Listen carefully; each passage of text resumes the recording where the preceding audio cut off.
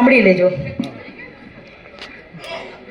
અરે મેં તમને કીધું તું કે પાસે થોડા પૈસા રાખો. આ તો બધું જ છોકરાના નામે, બધું જ છોકરાના નામે. હવે કરશું શું બોલો? તું ગભરાતી નહીં, તું ગભરાતી નહીં. આપણે જાય તું મોટાને કહે. અરે મોટો કહે કોઈ આવશો નહીં. આ મારી નાનકડી ઝૂંપડી ભાઈ આ સાસુ વહુને ફાવશે નહીં. ઉપાધિ થઈ, ઉપાધિ થઈ. તું તો હવે તું ગભરાતી નહીં. આપણે જાય તું નાનકાને કહે.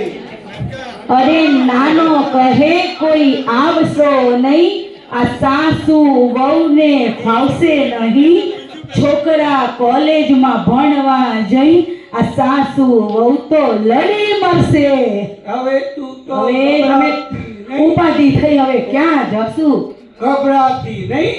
આપણે જાયશું દીકરી જમાઈને કહી. અરે દીકરી તો હા પાડે છે, પણ મારો જમાઈ કે છે.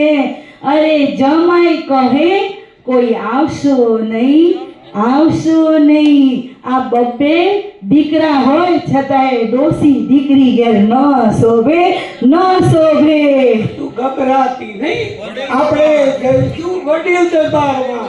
એ વાત બરાબર.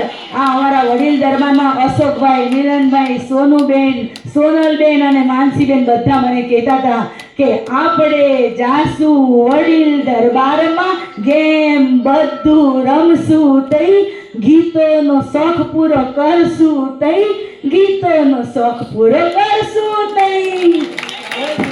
જય જિનેન્દ્ર. અને હવે ખાલી એટલું છે છેલ્લે માટે શ્રોતાજનો તમે સાંભળો સૌ. આ પાસે થોડો પૈસો રાખજો, નહીતર તમને કોઈ સંઘર્ષે નહીં, કોઈ સંઘર્ષે નહીં.